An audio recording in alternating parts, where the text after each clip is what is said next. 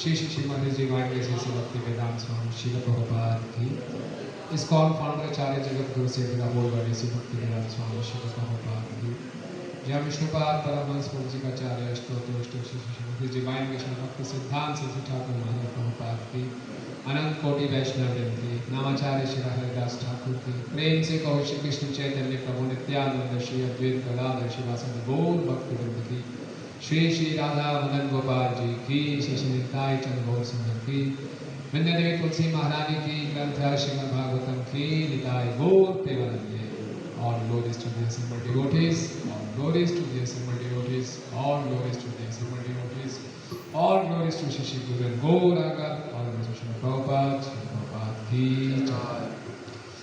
Om Namo Bhagavate Vasudevaya.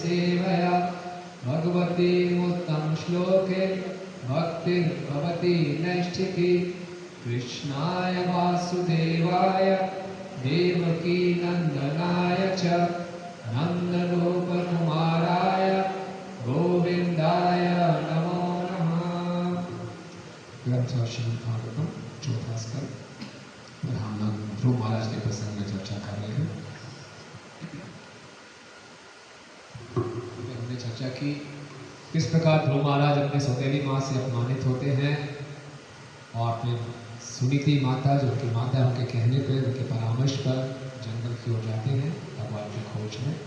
Narad मुनि जी उनको मिलते हैं, उनको आशीर्वाद देते हैं। ध्रुव महाराज ने बहुत तीक्ष्ण तपस्या की और 6 महीने में ही उनको भगवान के दर्शन हो जाते हैं। थोड़ा चर्चा करते हैं कि जब उनको भगवान के दर्शन होते हैं तो क्या उन्होंने भगवान से क्या प्रार्थनाएं की, भगवान ने उनको क्या आशीर्वाद दिया और उन आशीर्वाद को पाने के बाद ध्रुव महाराज जी को कैसा लगा। तो बोलते हैं स्क्रीन पर श्लोक आएंगे 4, 9, 11 4 9 11 प्रसिद्ध श्लोक है ये। आगे स्क्रीन पर भक्ति मोह प्रभतां त्वयि मे प्रसंगो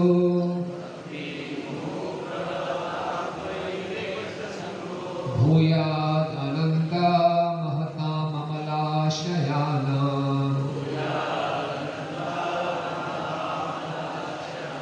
येनांजसोल्बं गुरुव्यसनं भवान्धि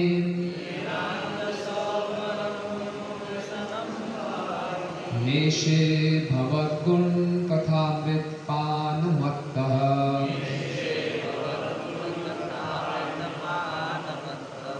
भक्तिं मोहप्रवहतां त्वयि मे प्रसंगो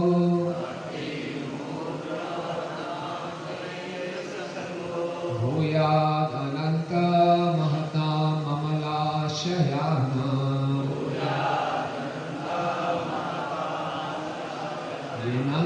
येनांजसोल्बेन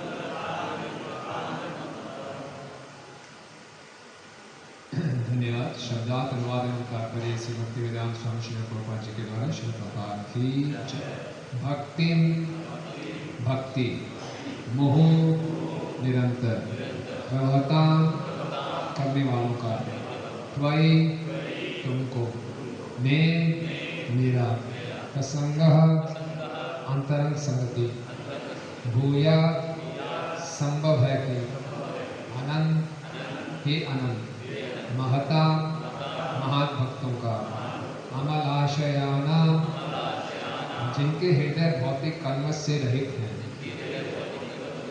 ये न जिससे अंजसा सरलता पूर्वक उल्बणम भयंकर उरु बड़ा व्यसनम संकटों से पूर्ण भवद्दिव संसार सागर में से पार करूंगा। भवत आपके गुण दिव्य गुण कथा लीलाएं अमृत अमृत शाश्वत पान पीकर मतः मस्त पागल इत्यादि बात बताइए। ध्रुव महाराज ने आगे कहा, हे अनंत भगवान, कृपया मुझे आशीर्वाद दें जिससे मैं उन महान भक्तों की संगति कर सकूं जो आपकी दिव्य प्रेम भक्ति में उसी प्रकार निरंतर लगे रहते हैं जिस प्रकार नदी की तरंगे लगातार बहती रहती है। ऐसे दिव्य भक्त नितांत कल्मश रहित जीवन बिताते हैं। मुझे विश्वास है कि भक्ति योग से मैं संसार रूपी अज्ञान के सागर को पार कर सकूंगा जिसमें अग्नि की लपटों के समान भयंकर संकटों की लहरें उठ रही हैं। यह मेरे लिए सरल रहेगा क्योंकि मैं आपके दिव्य गुणों तथा लीलाओं को सुनने के लिए पागल हो रहा हूँ जिनका अस्तित्व शाश्वत है। ध्रुव महाराज के कथन की मुख्य बात यह है कि वह शुद्ध भक्तों की संगति चाहते थे। भक्तों की संगति के बिना दिव्य भक्ति ना तो पूर्ण हो सकती है ना आस्वाद्य ही। इसलिए हमने अंतर्राष्ट्रीय कृष्ण महानंद संघ बनाया है। यदि कोई इस संघ से विलग रहकर कृष्ण चेतना में प्रवृत्त होता है तो समझें कि वह व्यामोह भ्रम में रह रहा है, क्योंकि ऐसा असंभव है। ध्रुव महाराज के इस कथन से स्पष्ट है कि जब तक मनुष्य भक्त की संगति नहीं करता तब तक उसकी भक्ति परिपक्व नहीं होती और भौतिक कार्यकलापों से पृथक नहीं हो सकती। भगवान का कथन है भागवत 3:25-25 सताम प्रसंगान मम वीर्य संवेदो भवन्ति हित कर्ण रसायन। केवल शुद्ध भक्त के संगम में श्री कृष्ण के वचन हृदय तथा कान को अच्छे लगते हैं। शुद्ध भक्त के संग में श्री कृष्ण के वचन हृदय तथा कान को अच्छे लगते हैं। ध्रुव महाराज विशेष रूप से भक्तों की संगति चाहते थे। भक्ति कार्यों में ऐसी संगति निरंतर प्रवाहमान नदी के तरंगों के तुल्य है। हमारे कृष्ण महानामृत संघ में 24 घंटे व्यस्त रहना पड़ता है। समय का हर पल भगवान की सेवा में लगाया जाता है। यही भक्ति का अनवरत प्रवाह है। कोई मायावादी चिंतक हमसे प्रश्न कर सकता है, आप लोग भक्तों की संगति में भले ही प्रसन्न रहें किंतु भवसागर को कैसे पार करेंगे? ध्रुव महाराज का उत्तर है, यह अधिक कठिन नहीं है। वे स्पष्ट कहते हैं कि इस सागर को सरलता से पार किया जा सकता है यदि कोई भगवान के गुणों को सुनने के लिए पागल हो जाए। भगवत गुण कथा जो कोई श्रीमद् भगवत गीता तथा चैतन्य चैतन्यामृत से भगवान की कथा को निरंतर सुनना चाहता है और इसमें रस लेता है, जैसा कोई किसी नशे की आदी हो जाए, तो उसके लिए इस अज्ञान रूपी संसार को पार करना सरल है। भौतिक अज्ञान जगत की तुलना दहकती अग्नि से की गई है, किंतु भक्त के लिए अग्नि कोई अर्थ नहीं रखती, क्योंकि वह तो पूर्ण रूपेण भक्ति में लीन रहता है। यद्यपि यह भौतिक जगत दहकती अग्नि के सदृश है, किंतु भक्त के लिए यह आनंद से पूर्ण प्रतीत होता है। विश्वम पूर्णम सुखाते। ध्रुव महाराज के इस कथन का सार यह है कि भक्तों की संगति में की गई भक्ति आगे भी भक्ति के विकास के कारण बनती है। केवल भक्ति से ही कोई गोलोक वृंदावन नामक दिव्य लोक को जा सकता है, और वहाँ भी केवल भक्ति ही भक्ति है, क्योंकि इस लोक में तथा आध्यात्मिक जगत में भक्ति संबंधी कार्यकलाप एक से होते हैं। भक्ति कभी बदलती नहीं। उदाहरण के लिए आम को लें, यदि किसी को कच्चा आम मिले तो वह आम ही तो होता है, और जब यह पक जाता है तब भी यह आम ही रहता है, किंतु उसका स्वाद बढ़ जाता है। इसी प्रकार से एक भक्त वह है जो गुरु तथा शास्त्रों के निर्देश पर की जाती है। इस प्रकार से एक भक्ति वह है जो गुरु तथा शास्त्रों के निर्देश पर की जाती है, और दूसरी आध्यात्मिक जगत की भक्ति है जो भगवान की संगति में की जाती है। किंतु दोनों एक ही हैं, इनमें कोई परिवर्तन नहीं होता। अंतर यही है कि एक अपरिपक्व अवस्था है और दूसरी पक्व होने के साथ ही अधिक स्वादयुक्त है। केवल भक्तों की संगति द्वारा भक्ति को परिपक्व बनाया जा सकता है। ओम अज्ञानतिमिरन्धस्य ज्ञानाञ्जनशलाकया चक्षुरुन्मीलितं येन तस्मै श्रीगुरुवे नमः। श्रीचैतन्यमनोभीष्टं स्थापितं येन भूतले स्वयं रूप कदा मह्यं ददाति स्वपदान्तिकं। वन्देऽहं श्रीगुरो श्रीयुतापदकमलं श्रीगुरुर्वैष्णवांश्च श्रीरूपं साग्रजातं सहगणरघुनाथान्वितं तं सजीवं साद्वैतं सावधूतं परिजनसहितं कृष्णचैतन्यदेवं श्रीराधा कृष्णपादात् सहगणललिता श्रीविशाखान्वितांश्च। हे कृष्ण करुणा सिन्धु दीनबन्धु जगत्पते गोपेश गोपिकान्त राधाकान्त नमस्तुते। तप्त काञ्चन गौराङ्गी राधे वृन्दावनेश्वरी वृषभानुसुते देवी प्रणमामि हरिप्रिये। वाञ्छाकल्पतरुभ्यश्च कृपा सिन्धुभयेन च पतितानां पावनेभ्यो वैष्णवेभ्यो नमो नमः। जय श्री कृष्ण चैतन्य प्रभु नित्यानंद श्री अद्वैत गदाधर श्रीवासादि गौर भक्तवृंद। हरे कृष्णा कृष्णा कृष्णा हरे हरे, हरे राम राम राम हरे हरे। नमः विष्णुपादाय कृष्ण पृष्ठाय भूतले श्रीमते भक्ति वेदांत स्वामिनिति नामिने। नमस्ते सारस्वते देवे गौरवाणी प्रचारिणे निर्विशेष शून्यवादी पाश्चात्य देशकारिणे।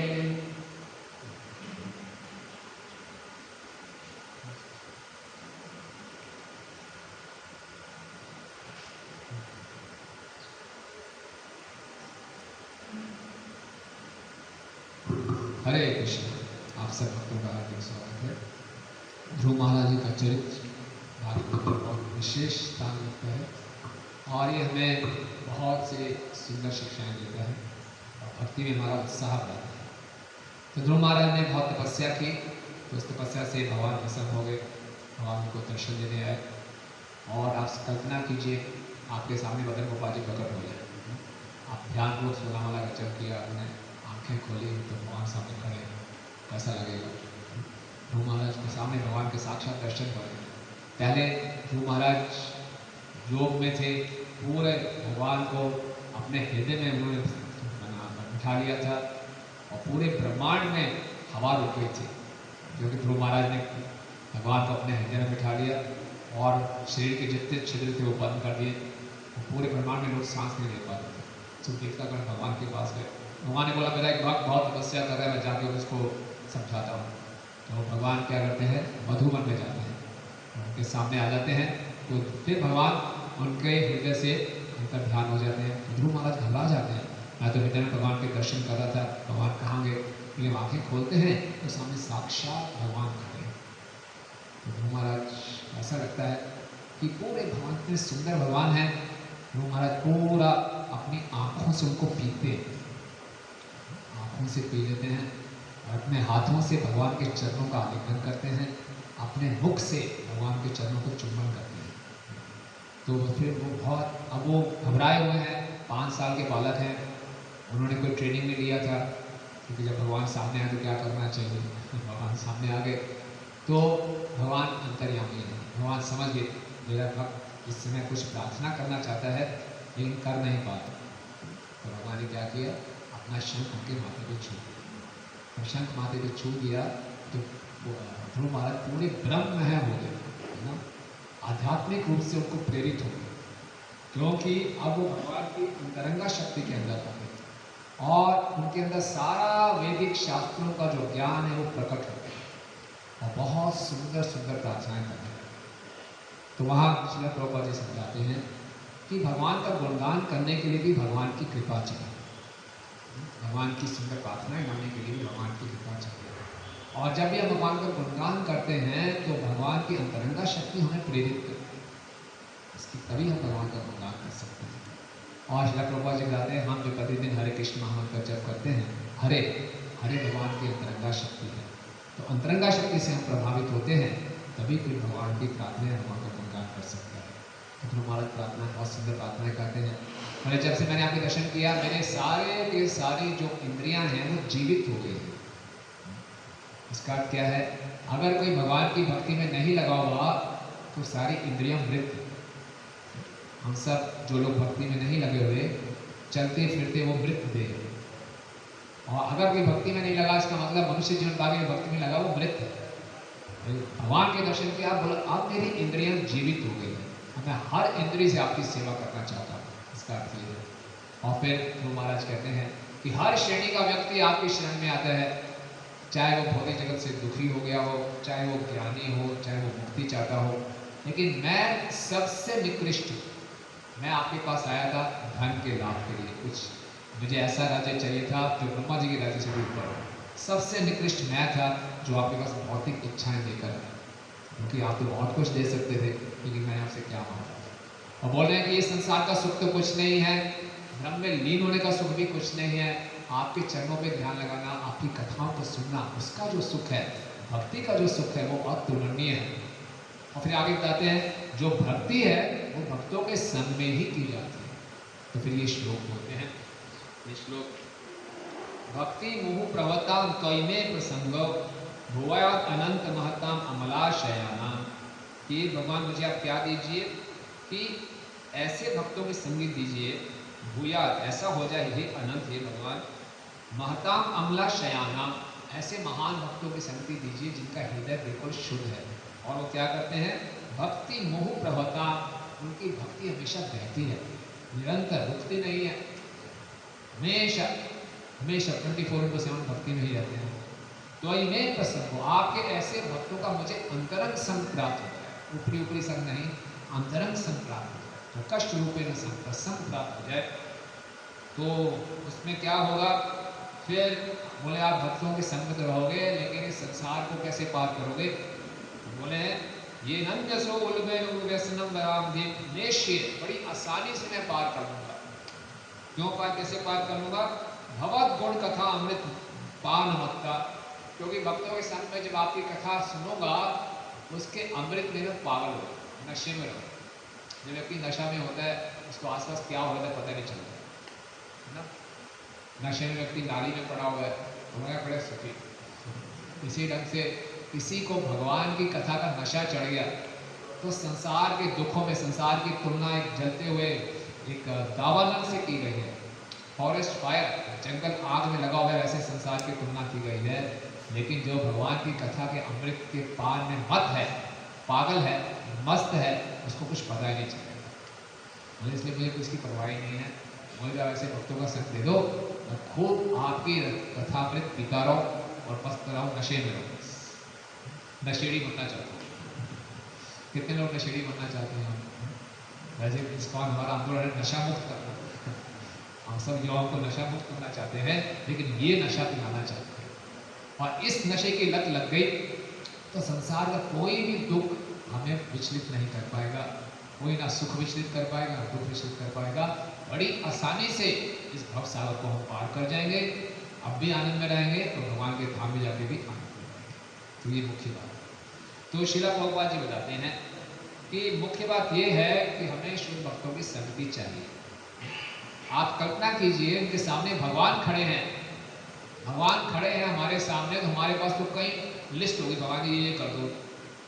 कोई बड़ा व्यक्ति मिल जाए हम तो बहुत से काम निकलवा देंगे उनसे। और ध्रुव महाराज तो बड़ी लिस्ट के साथ ही कहते कि ऐसा राज्य चाहिए कि ब्रह्मा जी के राज्य से करो। नहीं, मुझे आप भी नहीं चाहिए, आपका धाम भी नहीं चाहिए, मुझे आपके भक्तों का संग चाहिए। ये पूरी भागवतों में हम देखने को मिलेगा। पृथु महाराज की सभा में 4 कुमार आते हैं, उससे पहले पृथु महाराज को भगवान के दर्शन होते हैं यज्ञशाला में। तो भगवान बोलते कोई आशीर्वाद मांगो, बोले आपके भक्तों का संग चाहिए। तो भगवान कहते हैं आपको आशीर्वाद मिल जाएगा। तो 4 कुमार उनके पास आते हैं, उनसे मांगते हैं कि मेरे लाखों लाखों कान हो ताकि मैं भक्तों के संग में भगवान की कथा सुनता रहूं। ध्रुव महाराज भी ऐसा मांग रहे हैं, प्रहलाद महाराज भी ऐसा मांग रहे हैं। भगवान सामने खड़े हैं, लेकिन भगवान सिर्फ वो भगवान को नहीं मांग रहे, भगवान के भक्तों का संग मांग रहे। हमारे लिए ये बात थोड़ी थियोरेटिकल हो गई। ऐसी क्या खास बात है भक्तों के संग में? भगवान के धाम जाएंगे आराम से रहेंगे, यहाँ तो बड़े कष्ट हैं। नहीं, हमको ये कष्ट लगते ही। फिर पहला नाम क्या बोलते हैं? तम महाअमृत, तम क्या है? मग्न चित्त, तम कथा अमृत, तम महाकथा, तम कथा अमृत महामग्न चित्त। आप ही कथा के अमृत में मेरा जो चित्त है बिल्कुल मग्न रहता है, इसलिए मुझे संसार से कोई डर नहीं लगता। ये बहुत सुंदर संदेश है कि हमें भक्तों का संग कैसे करना चाहिए। और भक्तों का संग भगवान का सबसे बड़ा आशीर्वाद है। सबसे बड़ा आशीर्वाद भगवान का है भक्तों का संग। उन भक्तों के संग में क्या करना चाहिए? भगवान की कथा का गुणगान श्रवण कीर्तन करना चाहिए। किस ढंग से करना चाहिए कि उस कथा में हम पागल हो जाए, उस कथा में ऐसे पागल हो जाए, ऐसा नशा चढ़ जाए कि और सुधबुद्ध ना रहे, ऐसा संग करना चाहिए। और पापा जी कह रहे हैं बिना भक्तों के संग के कोई कहे कि मैं भक्ति कर लूँगा तो बहुत बड़े झांसे में है, भ्रम में। कई बार हमें लगता है यार भक्तों के संग में आते बड़ी दिक्कतें होती है। कोई भक्त क्या बोलता है, कोई भक्त क्या बोलता है, कोई कहाँ से करेक्शन करता है, कभी किसी को वो हल हो जाए, कोई क्या हो जाए, तो बड़ा परेशान हूँ मैं। मुझे फार्मूला तो मालूम चल गया है, मैं आराम से एक जगह कोने में बैठूंगा, 16 या 64 माला करूँगा, 2 जलधन करूँगा, चुपचाप भगवत धाम चला जाऊँगा। ऐसा नहीं, संभव ही नहीं। भक्तों का संग करना हमें सीखना पड़ेगा। जैसे हमने जप करना सीखा है, वैसे भी भक्तों का संग हमने करना सीखना है। हमारी सीखने की टेंडेंसी नहीं है भक्तों के संग में। हम भक्तों के संग को मन के स्तर पे करते हैं, ये मुझे पसंद है, मैं पसंद नहीं है। हमें तो जप करना भी पसंद नहीं है, लेकिन जप करते हैं। एकादशी, निर्जला एकादशी रखना भी पसंद नहीं है, लेकिन रखते, तो ये साधना भक्ति का अंग है। इसी ढंग से भक्तों का संग भी एक महत्वपूर्ण अंग है। इसको करना है, इसको सीखना है। और मध्वाचार्य जी बताते हैं भागवतम के 11 स्कंद के तात्पर्य में, प्रभुपाद जी के शिष्य को कोट करते हैं। भगवान कहते हैं कि अगर कोई भक्तों को संग करना नहीं सीखता तो मैं स्वयं उसके जीवन में भक्ति के मार्ग में कठिनाइयाँ डालता हूँ। तो भक्तों का संग करना नहीं सीखेगा, भक्तों के प्रति अपराध करेगा, तो मैं स्वयं उसके भक्ति मार्ग में कठिनाइयाँ डालूंगा। इसलिए भगवान की सबसे बड़ी कृपा है, हमें भक्तों का संग प्राप्त हुआ है। तो हमें सीखना चाहिए कैसे भक्तों का संग करना है, इसका पूरा लाभ उठाना है। आप कहेंगे प्रभु जी यहाँ तो ध्रुव महाराज कह रहे हैं ऐसे भक्तों का संग मिले, अम्ल शयानम, जिनका हृदय पूरा शुद्ध है, जिनकी भक्ति हमेशा बहती रहती है। बुरा मत माने, हमें तो ऐसा कोई भक्त दिखाई देता नहीं, तो हमारे पे लागू नहीं होता। ध्रुव महाराज हमारे जैसे भक्तों का संग करें तो बताए तो वैसी तो वो प्रार्थना करनी है, तो हमारे तो बहुत कष्ट होते हैं, हम तो पागल हो जाते हैं, दूसरे रूप से पागल हो जाते हैं यहाँ पे। तो ऐसा कैसे?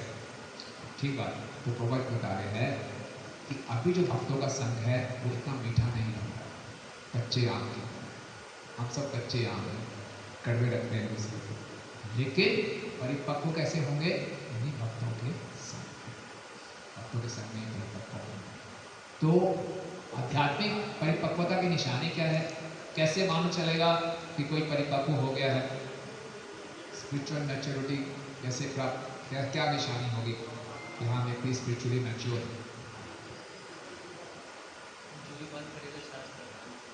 जो भी बात करेगा शास्त्रों पे आधारित होगा, ओके, कहेगा भी और करेगा। क्योंकि कहने वाले तो बहुत मिल जाएंगे शास्त्रों के आधार पे कहने के लिए, अपने जीवन में उसको उतारे। Very good. और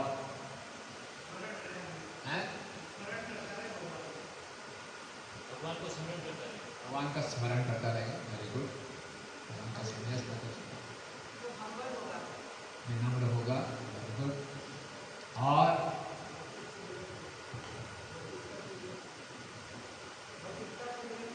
भौतिकता से विरक्ति होगी। संसार के द्वंद से विचलित नहीं होगा, क्योंकि संसार तो द्वंदपूर्ण रहेगा ही रहेगा, सुख दुख आते रहेंगे, तो उसमें भी वो अपनी भक्ति को तीव्रता से करता रहेगा। द्वेष से रहित होगा, दूसरों के गुणों को देखेगा। ये परिपक्वता की निशानी है, और हम सबको परिपक्व होना है। और ये जो हम भक्तों के संग में हैं, ये हमारा एक ट्रेनिंग है। हम कहेंगे हमें ऐसा संग क्यों नहीं मिल रहा, हमें तो ऐसा वक्त मिलता नहीं हमारे संग में, तो बिल्कुल शुद्ध हो, वो मिलेगा तो आनंद आएगा। देखिए, भक्तों का संग जो भी मिला है हमें भगवान की कृपा है। अगर इस कृपा को हम अच्छे ढंग से हैंडल करेंगे तो अगला इंस्टॉलमेंट हमें वही मिलता है जो हम डिजर्व करते हैं। इसलिए जो भी भक्तों का संग मिला है, पहले इसमें रहना सीखें अच्छे ढंग से। इसको मैं अपने चरण से सेवा करूं, भक्तों की भक्तों संग रहना सीखूं, और निश्चित रूप से साथ साथ में प्रार्थना भी करूं कि मैं भक्तों में दासों का दास बन के रह सकूं, भक्तों का संग करना सीख सकूं। तो जब हमारी सिंसियरिटी को भगवान देखेंगे तो हमें और शुद्ध भक्तों के संग में हमें प्राप्त होना चाहिए। ये भगवान की कृपा है, ये हमारी जुगाड़बाजी नहीं है, हमारे कॉन्टैक्ट्स नहीं है। हमारे उत्सुकता होनी चाहिए कि हमें अच्छे भक्तों का संग करना है, क्योंकि जिन भक्तों के संग में हैं उनके भी हमें आदर करना चाहिए, उनकी भी हमें सेवा करनी चाहिए। उसके लिए भी भगवान को कृतज्ञ होना चाहिए कि मैं ऐसे भक्तों के संग में हूँ। तो भक्ति सिद्धांत सुंदर महाराज कहते हैं कि हम सबको भक्तों के संग में सहन करना सीखना है, बस लर्न टू टॉलरेट। क्योंकि अभी हम में से कोई अधिकांशतः बुरा ना माने, इतने परिपक्व नहीं है कि तीनों गुणों से ऊपर हो। अभी हमसे प्रकृति मुख्यतः प्रकृति के 3 गुणों में है, तो प्रकृति के 3 गुणों में रहते हैं, तो आपस में कुछ ना कुछ क्लैशेस होते हैं, लेकिन उसको सहन करना सीखना है, और सहन करते करते ही हमारे में परिपक्वता आती है। उदाहरण दिया जाता है कि जैसे हीरे को कैसे चमकाया जाता है, 2 हीरों को आपस में रगड़ा जाता है। दोनों हीरे हैं लेकिन कच्चे हैं, जब दोनों को रगड़ते हैं दोनों शाइन करते हैं। इसी प्रकार से भी हम जो हो सकता है पूर्ण रूप से परिपक्व भक्त नहीं है, लेकिन हम परिपक्व कैसे होंगे, 2 भक्तों को रगड़ा लेंगे। जब आपस में रगड़ाई होती है तो हमारे जो उल्टे सीधे हमारी बुराइयां होती हैं, तो भक्तों के संग में आके ही हमें मालूम चलता है कि मेरे में बुराई है।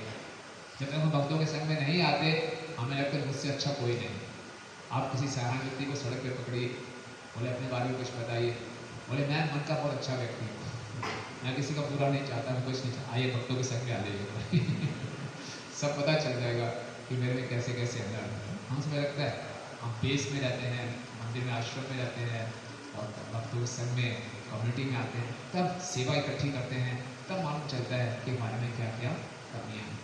तो उससे घबराना नहीं चाहिए, उसको समझना है मेरे में कमी है, ये कैसे दूर होगी, और मैं भक्तों का संग अच्छे ढंग से करना सीखूंगा। तो उससे घबरा के दूर नहीं जाना, उससे घबरा के दूर जाके मैं भक्ति करने का प्रयास करूँगा, ये बहुत बड़ा पागलपन है। इसमें सीखना है, हाँ मेरे में कमियां हैं, इसको मैंने ठीक करना है। भक्ति क्या होती है, हमारा ध्यान अपनी कमियों में ना जाके दूसरों की कमियों पे जाता है, तो उससे हम भक्ति में और हमारा उत्साह बढ़ता है। तो अपनी कमियों को देखें, मुझे यहाँ मेरी चुनौतियाँ हैं, इसको मैंने ठीक करना है। तो ये परिपक्वता की निशानी है, उसमें और हम परिपक्व होते जाते हैं। और श्रील प्रभुपाद जी बता रहे हैं कि सताम प्रसंगम वीर संवेद, भक्तों का संग कैसा करना चाहिए, भक्तों के संग में हमेशा कृष्ण कथा की चर्चा होनी चाहिए। जितना ज़्यादा हम कृष्ण कथा की चर्चा करेंगे, अभी हम लोग बोर हो जाते हैं, हमारी क्लास 15-20 मिनट ज़्यादा हो जाए, हमें बड़े कंफर्टेबल नहीं लगती, क्लास टाइम भी खत्म होना चाहिए, क्योंकि हमें प्रसाद भी पाना और सेवाएं भी करनी है। तो ज़्यादा कथा हम सुन नहीं सकते, हमारी डाइट ज़्यादा नहीं है, बहुत थोड़ी सी डाइट है, इसी में हमारे काम कर जाते हैं और नहीं सीख सकते। लेकिन इसकी तुलना एक नशे के साथ की है। तो पहले ही दिन में कोई बहुत बड़ा शराबी नहीं बन जाता, लेकिन शराबियों के संग में जाना चाहिए। और तो ऐसे जिनको लत है हरी कथा सुनने की, तो शुरू में आप 40-50 मिनट ही सुन पाएंगे, कोई बात नहीं, धीरे धीरे धीरे हमारी कैपेसिटी, हमारी क्षमता बढ़ जाती है और उस कथा अमृत में हमें पागल हो जाते हैं। ये जीवन का उद्देश्य है। तब जब ये पागलपन की अवस्था होगी तब हम भगवत धाम जाने योग्य करेंगे। कथा सुनने में इतनी रुचि हो जाए, अभी वो नहीं है, लेकिन पूरी भागवत में यही संदेश देती है कि इसमें रुचि बढ़ाओ। संसार को झेलते रहेंगे, संसार तो यही है, हम संसार की समस्याओं को सुलझाने में ज़्यादा समय देते हैं और भागवतम को सिर्फ कम समय देते हैं। बोले पहले उसको ठीक करने समय निकले बचेगा तो ये करेंगे नहीं। ये इनके कारण संसार में जो अपने कर्तव्य निभाते रहे, लेकिन असली जो रुचि है, आसक्ति है, इस कथा अमृत उसके पान में। तो इस प्रकार से यहाँ बताया जा रहा है, श्रील प्रभुपाद जी बता रहे हैं कि इसी ढंग से भक्तों के संग में रहते रहते हमारे में परिपक्वता आएगी। अगर कोई भक्तों के संग से दूर रहकर भक्ति कर रहा है तो श्रील प्रभुपाद जी बता रहे हैं भौतिक कार्यकलापों से भिन्न नहीं है, just like a material activity. मैं अलग से बैठ के जप कर लूँगा, अलग से बैठ के अध्ययन कर लूँगा, भक्तों के संग में नहीं, ये खाली एक मटेरियल एक्टिविटी है, ये भक्ति नहीं है। भक्ति भक्तों के संग में ही होती है। भक्तों के संग में भक्ति करके भगवान के दर्शन होते हैं और उस भगवान से दोबारा से भक्तों का संग मांगते हैं। तो भक्तों का संग ही कारण है, भक्तों का संग ही परिणाम है, फल है कि भगवान से क्या मांगेंगे और भक्तों का संग मांगेंगे ताकि हम और कथा को सुन सकें। तो अभी हमें इसका साक्षात्कार नहीं है, हमारे लिए थ्योरेटिकल कंसेप्ट है, लेकिन घबराना नहीं चाहिए कि भागवतम ऐसा बता रहा है सब शुद्ध भक्तों का ये साक्षात्कार है। तो अपनी बुद्धि के स्तर पर इसको समझना चाहिए, भगवान से प्रार्थना करनी चाहिए कि मेरे भक्तों के संग में ऐसी रुचि कब उत्पन्न हो, ये प्रार्थना होगी। क्योंकि सारे भागवतों में यही आ रहा है प्रसंग, इसका मतलब यही सच्चाई है जो कि हमें समझ में नहीं आ रही, लेकिन सच्चाई तो यही है। तो इस साक्षात्कार के लिए हमें गुरुजनों से और भगवान से प्रार्थना करनी चाहिए। तो इसके बाद बोला ये कच्चा आम फिर पक्का आम हो जाएगा। कच्चा आम खट्टा होता है, पक्का आम मीठा होता है। आप सबने वो कविता सुनी होगी महात्मा प्रभु की। महात्मा प्रभु कविता सुनाते हैं कि उन्होंने कविता लिखी थी कि वो भगवत धाम चले गए, उनको ऐसा देखा उन्होंने, भगवत धाम गए तो गोलोक के दरवाजे बंद थे और अंदर से बहुत कीर्तन की आवाज़ आ रही थी और सब उल्लास में थी। तो जब दरवाज़ा खोला गया, जैसे वो प्रवेश किए सब शांत हो गए और महात्मा प्रभु बिल्कुल शॉक में हो गए, क्या है। सामने देखा तो वही सब भक्त थे जिनके साथ वो भक्ति करते थे, वही टेम्पल कमांडर, वही प्रेसिडेंट, यही सब। अरे ये कहाँ पे पहुँचे, ये कहाँ से आ सकते थे, ये तो मॉर्निंग प्रोग्राम में आता था, ये इतना ही पागल था, ये कैसे यहाँ आ गया, ये कहाँ से आ गया। तो महाप्रभु उनको देख के बड़े चकित हो रहे हैं, ये तो आने नहीं चाहिए थे यहाँ पे, और वो लोग महाप्रभु को देख के चले गए, ये कहाँ से आ गया। तो दोनों एक दूसरे को देखकर चकित हो रहे थे, ये तो डिजर्व नहीं करते, ये कैसे आ सकते हैं। तो हमसे हर कोई सोचता है मैं डिजर्व करता हूँ, ये डिजर्व नहीं करता, लेकिन भगवान जानते हैं इसमें क्या करते हैं। बहुत अच्छा संदेश है। तो हमें दूसरों के गुणों को देखने का प्रयास करें। ऐसे हम श्रील प्रभुपाद जी उपदेशामृत के 6वें श्लोक में लिखते हैं, भक्तों के गुणों को देखकर हम शुद्ध भक्त बन जाएंगे, उनके गुणों की प्रशंसा करेंगे, और उनके अवगुणों को देखेंगे निश्चित रूप से भक्ति में नीचे गिरेंगे। और भक्ति में आगे बढ़ना है तो निश्चित तरीका क्या है, दूसरे के गुणों को देखो, ये प्रैक्टिस करें। मन हमारा मक्खी की तरह है, इसको मधुमक्खी बनाना है। मक्खी गंदगी में जाती है, मधुमक्खी शहद में जाती है, तो उसको मधुमक्खी बनाना है कि अमृत का पान करें, दूसरों के गुणों को देखें। इसके बाद जब हुआ तो भगवान उनकी प्रार्थना से बहुत प्रसन्न होते हैं, तो भगवान प्रकट हो जाते हैं और भी भगवान बोलते हैं, इनको आशीर्वाद देते हैं कि अब मैं क्या करूँगे कि मैंने आपकी सारी प्रार्थनाएं सुन ली हैं और आपकी जो इच्छा थी कि आपको ब्रह्मा जी से ऊपर का भी लोक मिले, वो लोक आपके लिए तैयार है। वो ध्रुव तारा कहलाएगा। और ये बहुत ही मुख्य तारा प्लैनेट है। इसके आसपास पूरा सौर मंडल परिक्रमा करता है। ब्रह्मा जी की रात्रि में जब प्रलय होती है तब ये ध्रुव तारा नष्ट नहीं होगा।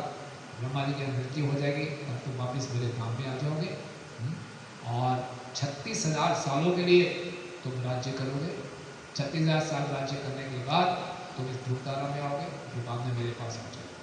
और साथ ही साथ तुम्हारा जो भाई है उत्तम, जो आपके पिताजी की गोद में बैठा था, वो जंगल में जाएगा, उसका वध हो जाएगा और तुम्हारी जो सुतेली माँ है सुरुचि, उसके पागलपन होकर जंगल में भागेगी, जंगल के अग्नि में जल जाएगी। ये कह के भगवान का प्रकट होगा। ध्रुव महाराज को बहुत दुख होता है कि नहीं, मुझे नहीं चाहिए था, मैं 36,000 साल क्यों रहूँ यहाँ पे। ध्रुव महाराज अपेक्षा कर रहे थे भगवान के दर्शन हो ही गए हैं, भगवान मुझे अपने साथ करोड़ उठा के ले जाते, यहाँ छोड़ दिया हमने 36,000 साल। भगवान ने बोला 36,000 साल यहाँ रहोगे, राज्य करोगे, आपकी इंद्रियाँ स्वस्थ रहेंगी, आप खूब यज्ञ करोगे, खूब दान दोगे और अंत में आप मेरा स्मरण करोगे और वापिस ये नहीं चाहिए था। तो विदुर जी मैत्रेय मुनि से पूछते हैं भगवान के दर्शन हो गए फिर भी ध्रुव महाराज खुश नहीं है। तो मैत्रेय मुनि समझाते हैं क्यों वो प्रसन्न नहीं है, क्योंकि ध्रुव महाराज को बड़ा पश्चाताप हो रहा था कि मैंने भक्ति को गलत इच्छाओं से किया। भगवान ने ध्रुवलोक भी दे दिया मुझे और साथ में मेरी सौतेली माँ के साथ क्या होगा, मेरे सौतेले भाई के साथ क्या होगा ये भी बोल दिया और 36,000 साल के लिए मैं संसार में और छोड़ दिया। ये मैं नहीं चाहता, मैं तो तुरंत भगवान के धाम जाना चाहता था। तो ध्रुव महाराज को बड़ी शर्म आ रही थी कि मैंने भक्ति की शुरुआत एक भौतिक इच्छाओं के साथ और भक्ति मैंने बदले की भावना से, बदला लेना चाहते थे सुरुचि से और उत्तम से, और भगवान ने नोट कर लिया अच्छा बदला है, मार दूंगा इनको और बताओ, अच्छा ये राज्य वो भी दे दूंगा, नहीं साथ में प्रेम भी दूंगा। तो प्रभुपाद जी कह रहे हैं अक्सर अगर हम भगवान की भक्ति करते हैं और साथ में भौतिक इच्छाएं रखते हैं और कोई अच्छा भक्त है तो भगवान उसकी भौतिक इच्छाएं पूरी नहीं करते। चैतन्य चरितामृत में भी चैतन्य महाप्रभु सनातन गोस्वामी जी बताते हैं कृष्ण कहे आमा भजे मांगे विषय सुख, अमृत छाड़ी विश्व मांगे यही बड़ा मुख। कृष्ण कहे मुझे भजता है लेकिन संसार का सुख चाहता है, अमृत को छोड़कर विष मांग रहा है, ये बहुत बड़ा मूर्ख है। आमी विज्ञ यही मूर्खे विषय के न देवा, स्वचरणामृत दिया विषय भोगैबा। ये क्या कर रहा है, मैं ये तो मूर्ख है, मैं तो मूर्ख नहीं हूँ, मुझे छोड़कर ये विषय मांग रहा है लेकिन मैं इसको अपने चरणों का अमृत पिला दूं। देवताओं की उपासना और भगवान की उपासना में ये अंतर है।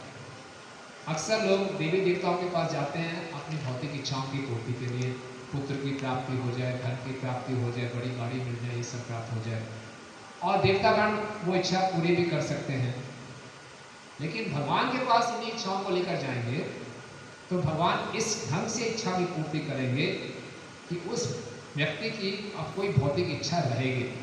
जैसे ध्रुव महाराज, भगवान ने उनको ध्रुव लोक दे दिया, एक स्पेशल प्लेनेट उनके लिए, आपके लिए, लेकिन इस ध्रुव महाराज चाहते ही नहीं थे, अब मुझे नहीं चाहिए। 36,000 साल तक का राज्य दे दिया, आपकी इंद्रियां शरीर शक्तिमान रहेंगे, नहीं चाहिए मुझे, नहीं मैं तो दूंगा, भगवान देंगे। इस ढंग से भगवान भौतिक इच्छाओं की पूर्ति करते हैं कि हमारा हृदय शुद्ध हो जाता है। देवी देवताओं की उपासना करते हैं, भौतिक इच्छाएं पूर्ति भी होंगी लेकिन हृदय शुद्ध नहीं होगा, असली आनंद की प्राप्ति नहीं होगी। तो ये भगवान की भक्ति में और देवी देवताओं की उपासना में ये अंतर है। तो जब भगवान ये लेकर चले गए तो ध्रुव महाराज को बहुत पश्चाताप हुआ। श्रील प्रभुपाद जी हमें समझाते हैं कि भक्ति जब हम कर रहे हैं तो हम बहुत सावधान रहें कि हमारी इंटेंशन क्या है, बहुत सावधान रहें, क्योंकि बाद में हमें पछताना पड़ सकता है।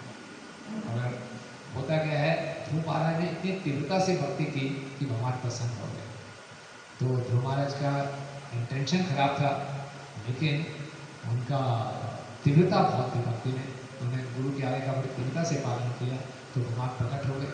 और फिर बाद में भगवान ने अपने शम से उनको छुआ तो उनका हृदय भी शुद्ध हो गया। ये भक्ति की शक्ति है कि हम लोग जब भक्ति करें, भक्ति का कोई भी कार्य कर रहे हो तो हमें ध्यान देना चाहिए कि हमारी इंटेंशन कैसी है। बाद में इसका हो सकता है हमें पछताना पड़े। लाइक तो बाद जब ध्रुव महाराज वापस आते हैं और उत्तानपाद को मालूम चलता है तो उत्तानपाद विश्वास नहीं कर पाते कि मेरा बेटा वापस आ गया। उनको ऐसा लगा जैसे कोई मृत व्यक्ति वापस आ रहा हो। तो भाग के जाते हैं और साथ में सारे ब्राह्मणों को ले जाते हैं और संगीतकार जाते हैं, सब संगीत बजाते हुए ध्रुव महाराज को स्वागत करने के लिए वहाँ जाते हैं। और सुनीति माता भी जाती है, लेकिन सुरुचि, सुनीति और उत्तम एक ही पालकी में जाते हैं। जब ध्रुव महाराज घर छोड़कर चले गए थे तो राजा उत्तानपाद को ये मालूम ने सोचा कि मैंने सुनीति के साथ बहुत दुर्व्यवहार किया, तुमने सुनीति के साथ अच्छा व्यवहार करना शुरू कर दिया। लेकिन सुनीति की महानता है, जब वो ध्रुव से मिलने जा रही थी क्योंकि उसने सुरुचि को साथ में लिया, उसने उसको छोड़ा नहीं, तेरे कारण मेरा बेटा बाहर गया था, नहीं, उसको साथ लेकर गया। और जब उत्तानपाद ध्रुव महाराज देखते हैं, उत्तानपाद को चरण स्पर्श करते हैं और उत्तानपाद बहुत प्रसन्न होते हैं। फिर ध्रुव महाराज सुरुचि और सुनीति दोनों को प्रणाम करते हैं। ध्रुव महाराज के हृदय से सुरुचि के लिए सारा द्वेष खत्म हो गया। और फिर सुरुचि भी ध्रुव महाराज को आशीर्वाद देती है कि आप लंबी आयु, यही सुरुचि थी, पहले बोल रहे थे ये शरीर त्यागो मेरे कोख से जन्म लो, और वही सुरुचि अब ध्रुव महाराज को आशीर्वाद दे रही है कि आपकी लंबी आयु। तो इसमें सुखदेव गोस्वामी कहते हैं ये भगवान की भक्ति का परिणाम है। अगर कोई भगवान की भक्ति करता है तो हर कोई उस शुद्ध भक्त का गुणगान करता है। जिस प्रकार से पानी स्वतः ही नीचे बहता है, भगवान के भक्त सबको प्रिय हो जाते हैं। तो सुरुचि के हृदय से भी द्वेष समाप्त हो गया। लेकिन हम देखते हैं फिर भी सुरुचि का अंत कैसा होता है, और जंगल की आग में जलकर मरती है। क्यों? उसने ध्रुव महाराज के प्रति अपराध किया था। ध्रुव महाराज उस समय भक्त नहीं थे, एक साधारण बच्चे थे, लेकिन बाद में वो महाभागवत बन गए। तो श्रील प्रभुपाद जी बताते हैं हमें किसी भी जीव के साथ दुर्व्यवहार नहीं करना चाहिए। कल वो जीव भक्त बन गया तो हमने जो उसके प्रति दुर्व्यवहार किया है वो वैष्णव अपराध में अपडेट हो जाएगा सीधा ऑनलाइन, आपको खबर नहीं आएगी। ये नहीं आएगा आपका अपराध जीव अपराध से वैष्णव अपराध अपडेट हो गया, अपने आप ऑटोमेटिकली अपडेट हो जाएगा। तो सुरुचि ने तो बच्चे को ऐसे डांट दिया, द्वेष दिखाया, लेकिन उन्होंने भक्ति कर ली। तो ऐसी दुर्दशा की भगवान ने उसको जंगल की आग में जलना पड़ा। हालांकि सुरुचि ने बाद में ध्रुव महाराज के साथ अच्छा व्यवहार किया, उसकी अच्छी गति हुई होगी बाद में, लेकिन भगवान ये सिखाना चाहते हैं कि भक्त के साथ तो छोड़ो, किसी जीव के साथ भी हमें गलत व्यवहार नहीं करना चाहिए। कभी भी किसी को भक्तों की कृपा से भक्ति प्राप्त हो सकती है, वो अच्छा भक्त बन सकता है। हमारे मंदिर में कोई नए लोग आते हैं, हो सकता है कोई हमसे कनिष्ठ भक्त हो, वो भी भक्ति में बहुत पीछे, उसके लिए बहुत अनर्थ हो, लेकिन भगवान की कृपा से वो हमें बहुत अच्छा भक्त बन सकता है। और हम उसके साथ गलत व्यवहार कर रहे हैं तो सारा अपडेट हो गया। इसीलिए पता नहीं पिछले कई जन्मों में हमने क्या था कि किसी के साथ दुर्व्यवहार किया हो, इस जन्म में अच्छा भक्त बन रहा है, सब वैष्णव अपराध अपडेट हो। तो मनुष्य जीवन बहुत दुर्लभ है, बहुत सावधान रहना चाहिए। ध्रुव महाराज हमें सिखा रहे हैं कि भक्ति के मुख्यतः 3 भाग हैं। एक हम अपने शरीर को लगाते हैं भक्ति में, तपस्या अपने मन को लगाते हैं, अपने हृदय को लगाते हैं। तो मैं परम पूज्य स्वयं भगवान केशव महाराज का एक बच्चा सुन रहा था, ये बहुत अच्छी बात लगी, मैं आपसे शेयर करता हूँ। तो बताते हैं कि भक्ति में हम प्रगति कई बार नहीं कर रहे होते, तो हमें 3 चीज़ों पे ध्यान देना चाहिए। मेरा एक्शन कैसा है, मेरा अटेंशन कैसा है, मेरा इंटेंशन कैसा है। एक्शन से हम सही कार्य करें, गलत कार्य ना करें, जो भक्ति के विरुद्ध कार्य है उसको ना करें, जो भक्ति के अनुकूल कार्य करें वो करें। जप करना, भक्तों का संग करना, शास्त्रों को पढ़ना, गलत कार्यों से बचें, अत्याहार, प्रयास, वो सब वजलपान, निंदा, वो सब ना करें, वो सही कार्य, एक्शन ठीक हो। लेकिन खाली एक्शन से काम नहीं चलेगा, उस कार्य को अटेंशन से करें, ध्यानपूर्वक करें। ध्यानपूर्वक नहीं करेंगे, बहुत जन्मे यदि करे श्यामा कीर्तन तब ना पाए कृष्ण पदे। ध्रुव महाराज ने, सुनीति ने उसको सही एक्शन बताया कि अगर बड़ा राज्य भी चाहिए तो भगवान की शरण में जाओ, भगवान की शरण में चले गए।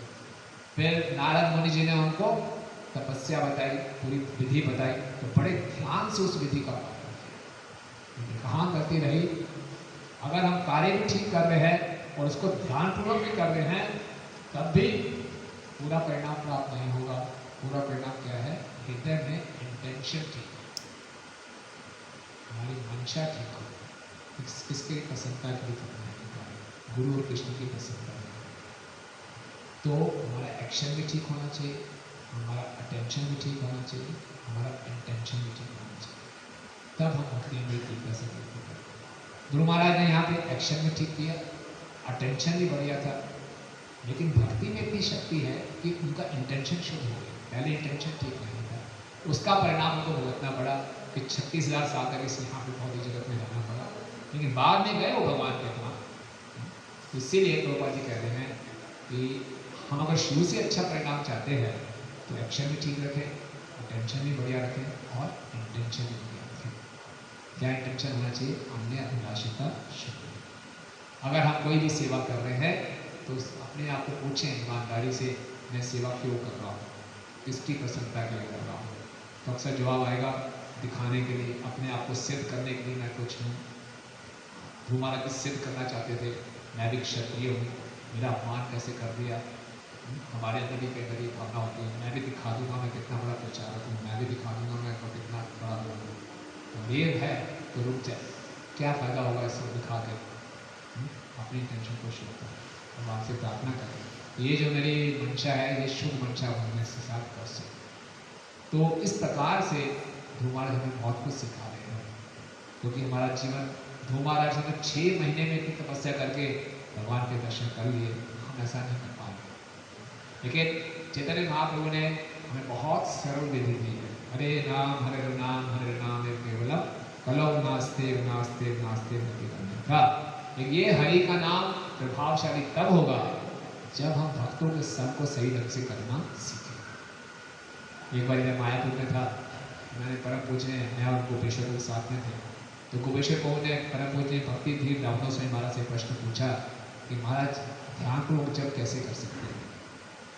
तो महाराज ने बोला, सीधा उदाहरण से शुरू किया, आपके सामने 56 भोग रखा है, लेकिन आपके हाथ मिट्टी से भरे हुए हैं, कीचड़ से भरे हुए हैं, तो 56 को खा पाओगे? नहीं। तो उसको बोले ध्यानपूर्वक जब अगर सही करना है तो पहले ध्यानपूर्वक भक्तों से व्यवहार करना सीखो। हरिनाम तो मीठे के समान है, बहुत मीठा है, लेकिन इसको सही ढंग से आस्वादन तभी कर पाएंगे जब भक्तों के साथ सही व्यवहार करना सीखें। भक्तों के साथ सही व्यवहार करेंगे तो फिर ध्यानपूर्वक जब होगा और फिर हमारा रिलेशन। तो ये बहुत आवश्यक है। आप सोचते हैं केवल हरिनाम मतलब हरिनाम लेना बस, तो भक्तों के साथ व्यवहार में इतने सावधान नहीं करते।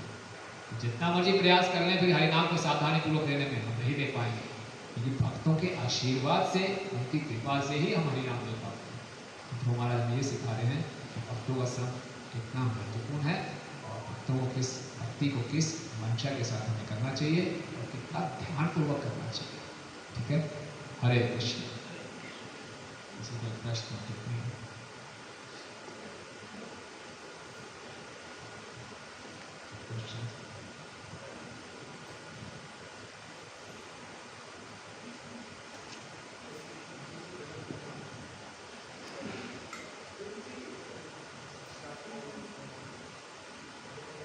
प्रभु जी, स्टार्टिंग में जब मैं टेम्पल में आया था, मैं डेली मंगला आरती अटेंड करता था और सारी चीज़ें, फिर भगवान की कृपा हुई, यानी मैं ज़्यादा ट्रैवल करने लगा। और बट प्रभु जी, अब सुबह यानी कि मैं ट्रैवल की वजह से मैं थक जाता हूँ, तो मंगला आरती आने में दिक्कत होती है, कई चीज़ होती है। तो मैं इसे किस तरीके से देखूँ कि भगवान मेरे से रूठ गए हैं या क्या? कई बार ये विचार आता है। देखिए, मैं ऐसे आपके प्रश्न को उत्तर नहीं दे सकता, मुझे आपके विषय में और जानना होगा। तो जिन भक्त के वरिष्ठ भक्त के संपर्क में आप उनसे बात कीजिए। कुल सिद्धांत ये है कि हम अपने जीवन को इस ढंग से ढालना चाहिए कि हम भक्तों के संग में रहें और भगवान की कथा को सुनते रहें। क्या बदलाव लाना है अपने जीवन में, ये आप जिनके संपर्क में हैं वो आपको समझाएंगे। तो हमें अपने जीवन को ऐसे डिसीजन लेने, लाइफ में ऐसे निर्णय लेने हैं कि मैं हमेशा भक्तों के संग रहूं। पीछे पीछे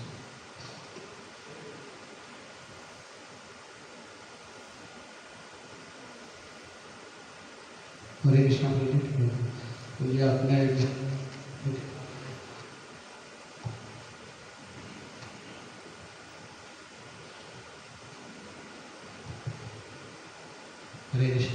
प्रभु जी, भक्तों का संग प्राप्त करने का मतलब इच्छा बहुत होती है, करते भी हैं, पर जो एक हमारा अहंकार है, तो जो फॉल्स ईगो है, उससे सबसे बड़ी बाधा होती है भक्तों का संग करने में।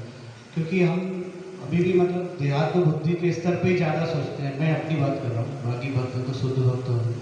तो उसमें क्या होता है, उस अहंकार की वजह से हम संग करना चाहते भी हैं, तो वो जो झूठा अहंकार है उसकी वजह से उस संग में दिक्कतें आ जाती। फिर मैं सोचता हूँ कि नहीं, मतलब क्योंकि कभी विचार में खाते हैं, कभी मुझे किसी ने इंस्ट्रक्शन, मुझे लगता है कि नहीं ये कर, तो हमें दीनता का भाव, हम इतने भजन सुनते हैं कि हम इतने भजन सुनने के बाद भी जो भाव है वो आ नहीं रहा है, मतलब क्योंकि हम जो अहंकार कहीं ना कहीं आड़ा, तो उसको हम कैसे कर।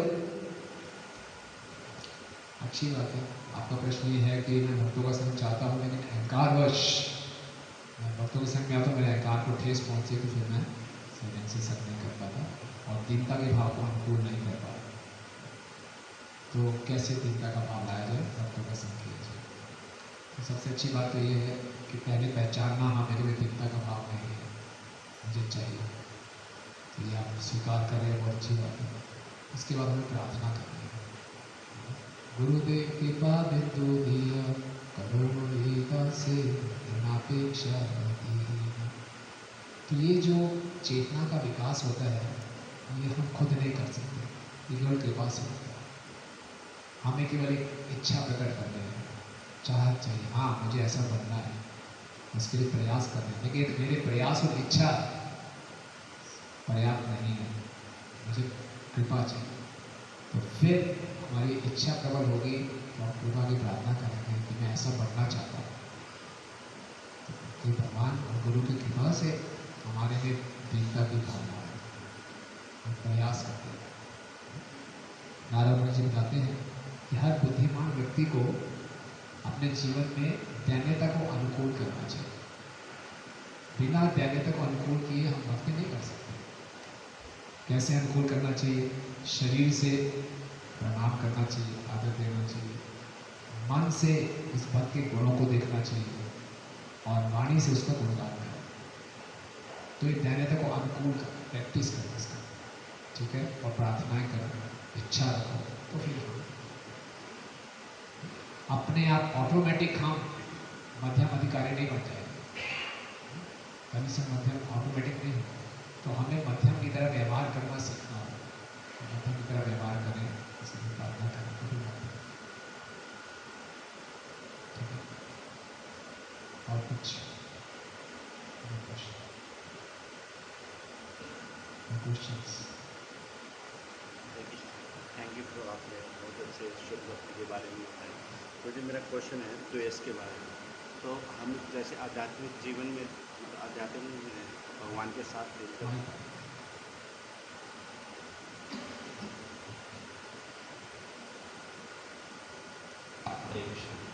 Thank you. आपने शुद्ध भक्ति के बारे में थोड़ा सा मेरा क्वेश्चन ये था कि हम जैसे पहले तो भगवान के पास में बताया गया था ऐसा कि हम भगवान के पास में, तो हम भगवान से द्वेष करके इस संसार में आए हैं।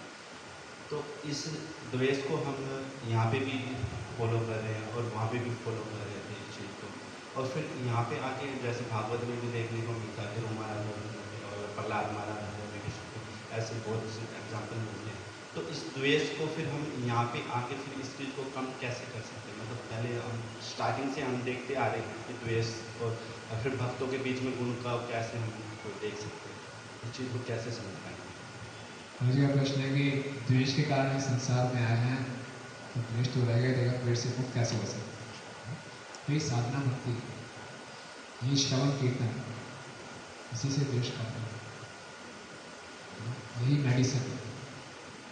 बीमारी द्वेष की है, औषधि यही है। श्रीमद् भागवत का श्रवण कीर्तन करें, हरि नाम को ध्यान पूर्वक जप करें, जैसे 16 प्रकार हरि नाम को ध्यान पूर्वक जप करेंगे तो हृदय शुद्ध होगा, द्वेष खत्म होगा।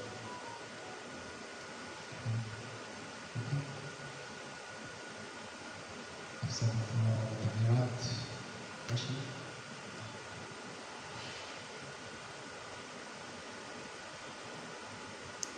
हरे कृष्ण। थैंक यू, मुझे आपने अच्छा क्योंकि मेरा एक क्वेश्चन ये है कि जैसे ना मेरे में मन कई बार डरने लगता है कि हम जैसे भक्ति के रास्ते पे आगे आगे चल रहे हैं तो आगे क्या होगा क्या नहीं, और रियल लाइफ से तो मतलब बाहर चीज़ें देखते हैं सब टेम्परेरी है, तो यहाँ से मन भागने लगता है और आगे कुछ दिखने का है तो उसको देख के डरने लगता है, तो इस बात को कैसे समझेंगे? भक्ति में आके डर लगता है। आगे क्या होगा मुझे उसका कुछ पता नहीं है, और यहाँ जो भौतिक जगत है इसको देख के लगता है कि सब टेम्परेरी है तो इसका कोई फायदा नहीं है, तो जो बीच में है तो भौतिक जगत में कोई भविष्य दिखता नहीं, वो तो खराब है तो पक्का है। ये इसको और आध्यात्मिक जगत में देख नहीं पा रहा हूँ, मैं कहाँ रहूँगा,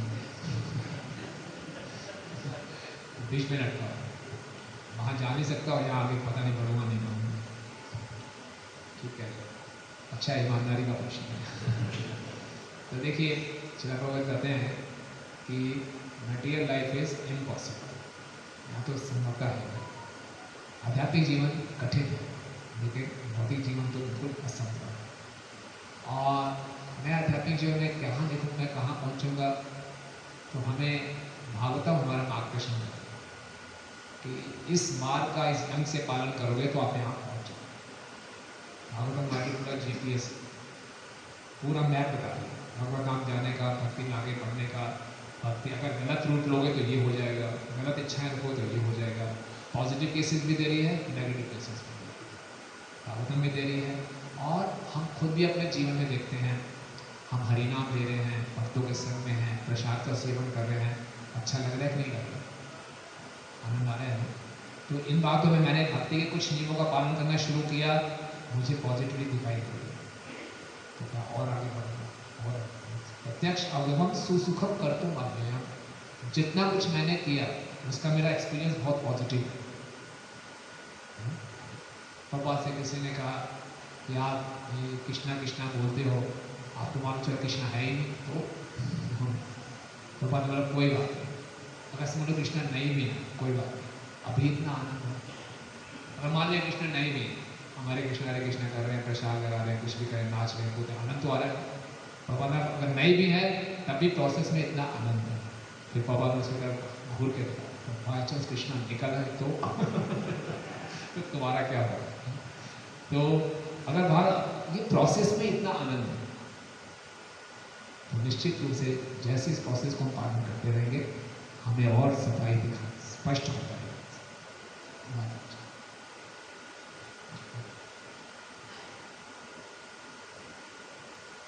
इस चीज़ को कैसे चेक करेंगे कि भक्तों का संग हम ठीक ढंग से कर रहे हैं कि नहीं कर रहे? बहुत अच्छा प्रश्न है। कैसे चेक करेंगे भक्तों का संग सही ढंग से कर रहे हैं कि नहीं कर रहे? तो ये देखेंगे कि मेरी अब प्रवृत्ति कैसी है, मैं उनके गुणों को देख रहा हूँ कि दोषों को देख रहा हूँ, उनको भक्ति में आगे बढ़ता देख रहा हूँ तो मुझे कैसा महसूस हो रहा है, हृदय में कितनी इच्छा हो रही है कि मैं इनकी सेवा करूँ, क्या वास्तविक भाव आ रहा है कि मैं इस भक्त को कैसे भक्ति में आगे बढ़ा सकता हूँ, इसको कैसे प्रसन्न कर सकता हूँ। ये नहीं है और अधिकांश हम अपने बारे में सोच रहे हैं, उसने मेरे साथ ऐसा क्यों किया, उसने ऐसा क्यों किया, ये होना चाहिए वो होना चाहिए था, इसका नाम सही सा। अगर अपने आप को हमेशा केंद्र में रखा हुआ है, अपने विचारों को देखें, अपनी चेतना को देखें, अपने आप को ही मैंने केंद्र में रखा हुआ है तो हम सही सर नहीं। और केंद्र में क्या है, इस भक्ति में कैसे सेवा कर सकता हूँ, तो ठीक सेवा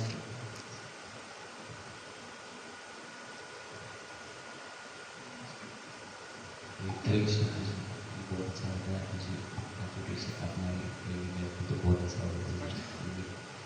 मेरा प्रश्न ये है प्रभु जी कि जैसे आपने हीरो का एग्जाम्पल दिया था प्रभु जी कि दो हीरो आपस में रगड़ेंगे तो वो टाइम के साथ शुद्ध होंगे प्रभु जी। अब प्रभु जी जैसे हम लोग रहते हैं साथ में तो प्रभु जी कई बार हो जाता है कि अपराध भी होते हैं, तो प्रभु जी जब अपराध होंगे तो फिर भक्ति में कैसे आगे बढ़ेंगे, तो कैसे समझेंगे प्रभु?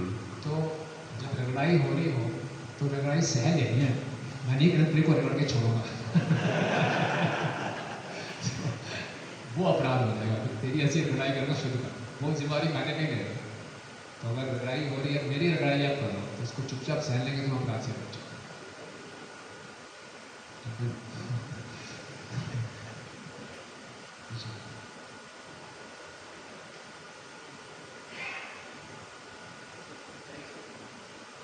हरे कृष्णा प्रभु।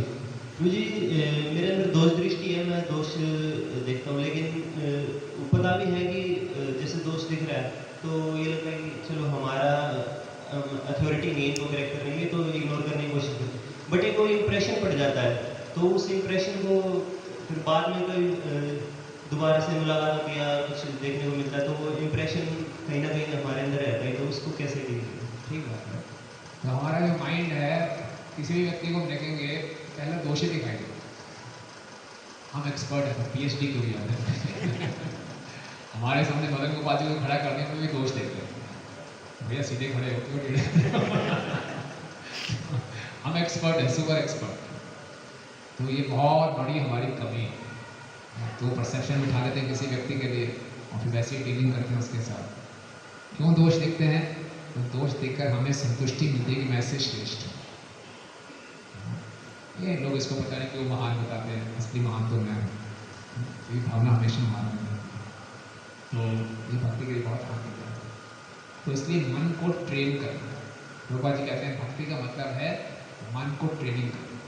हम लोग जिम में जाते हैं, जिम में फिजिकल बॉडी को बनाते हैं, उसको फ्लेक्सिबल बनाते हैं। भक्ति का मतलब है अपनी सटल बॉडी को फ्लेक्सिबल बनाना, सटल बॉडी को ट्रेन करना। मन ऐसा सो जाए यहाँ मुड़ जाओ, अभी मन इतना रिजिड है, मुड़ता ही नहीं, फ्लेक्सिबल नहीं है, दोष भी रखा हुआ है। लेकिन ट्रेनिंग करके मन को बनाना है फ्लेक्सिबल, राइट? गुण नहीं, ये ट्रेनिंग नहीं है। जितना अच्छा जप करेंगे, जितनी श्रवण करेंगे, सेवा करेंगे, तो मन को फ्लेक्सिबल बनाएंगे। अदरवाइज भक्तों का समय लाभ नहीं उठाते। यही हो रहा है, इतने साल हो जाते हैं भक्तों के संग में रहते हुए भी, फिर ऐसे श्लोक पढ़ते हैं तो बड़े थियोरेटिकल लगते हैं। यार हमें तो कुछ हुआ नहीं, इतने 25 साल हो गए भक्तों के संग में। क्यों? हमने करना सीखा है।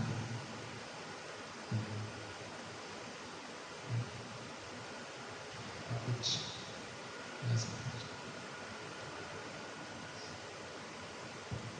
आपने पूछना?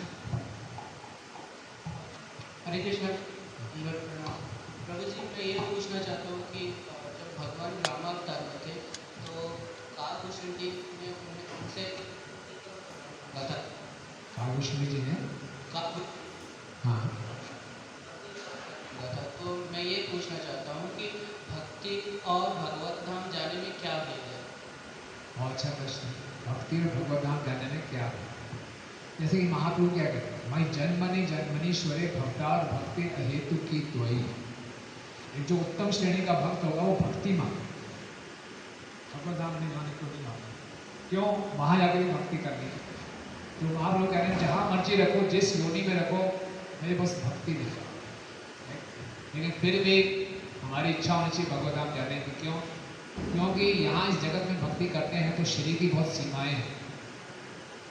शरीर असीमित सेवा नहीं कर सकते, थक जाते हैं, शरीर की कुछ डिमांड्स हैं। तो भगवत धाम में शरीर की सीमाएं नहीं, असीमित सेवा कर सकते। तो दोनों इच्छाएं ठीक हैं, लेकिन ज़्यादा श्रेष्ठ, ज़्यादा निस्वार्थ उसको बताया गया मुझे भगवान का धाम भी नहीं चाहिए, मुझे बस आपकी सेवा चाहिए। और मेरा प्रश्न है, जैसे कि अगर हम जैसे कि किसी जैसे अगर हम किसी देवता की पूजा करते हैं तो उनसे अपनी कामना व्यक्त करते हैं, राइट? लेकिन जब हम भगवान की पूजा करते हैं तो हमारी कामनाएं वैसे तो according to my point of view लुप्त हो जाती हैं। तो मैं ये जानना चाहता हूँ कि जैसे कि भगवत गीता मैंने देखा कि एक पेड़ है और उस पेड़ की मतलब जो शाखाएं वो नीचे की तरफ है और जड़ ऊपर की तरफ है। तो प्रभु जी मैं ये जान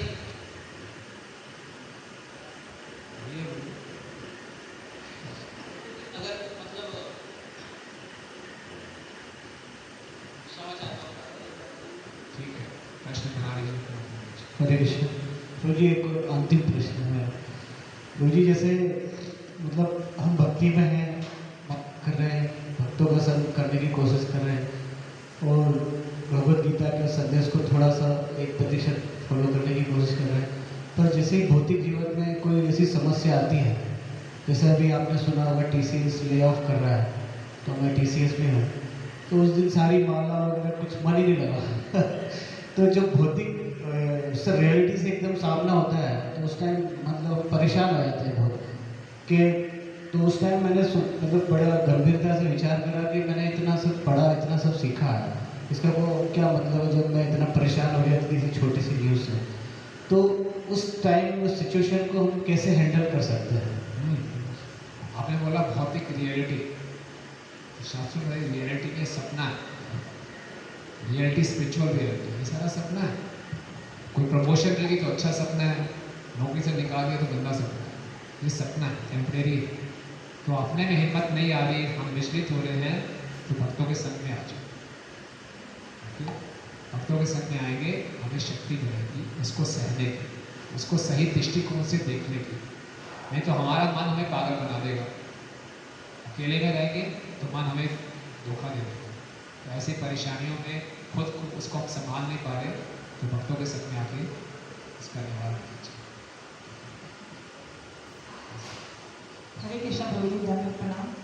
प्रभु जी, मेरा ये क्वेश्चन है कि जब हम बच्चों को शिक्षा देते हैं और शिक्षा तो हमेशा देते रहते हैं, लेकिन वो भगवान की तरफ कैसे दृढ़ संकल्प हो जाएं और अपने वैल्यू डेवलप कर सकें?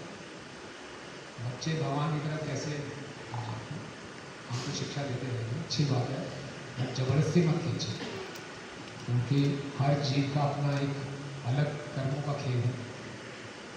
हम उनको सही वातावरण देने का प्रयास करें और सबसे बड़ी बात, उनके सामने सही उदाहरण स्थापित करें।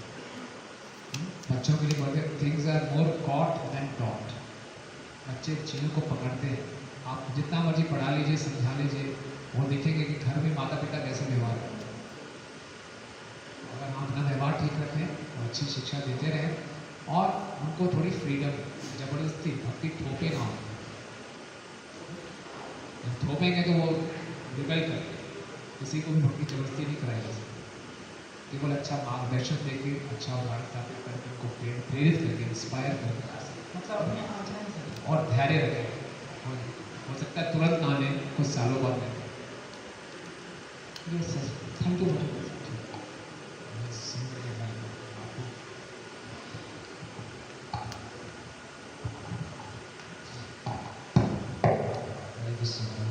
प्रभु जी, एक भक्त के परिवार में बालिका को कितनी कहाँ तक ऐसे लिमिट भक्ति की शिक्षा देना चाहिए और बालिका को कितनी कहाँ तक लिमिट है भक्ति को, तो आप भक्ति और शुद्धि को आपसे जो करें, क्योंकि आधे जीवन से ज़्यादा जीवन है इसमें खत्म हो जाता है शिक्षा कि धर्म में सेटल हो।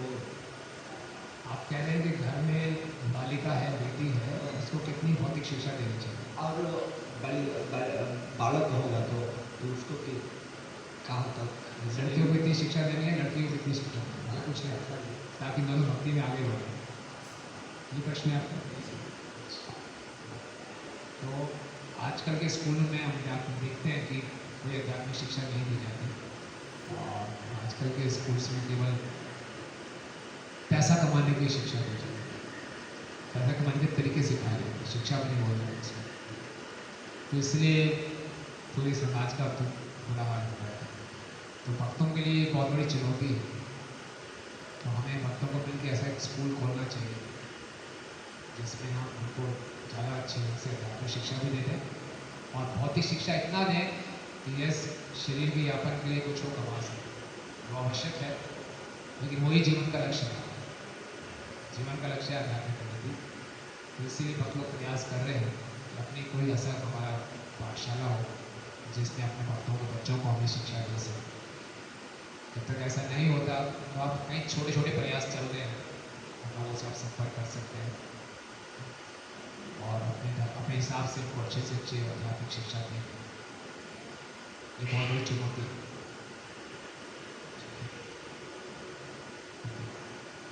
ग्रंथा श्रीमद् भागवतम की, जगत गुरु श्रीमद् प्रभुपाद की जय।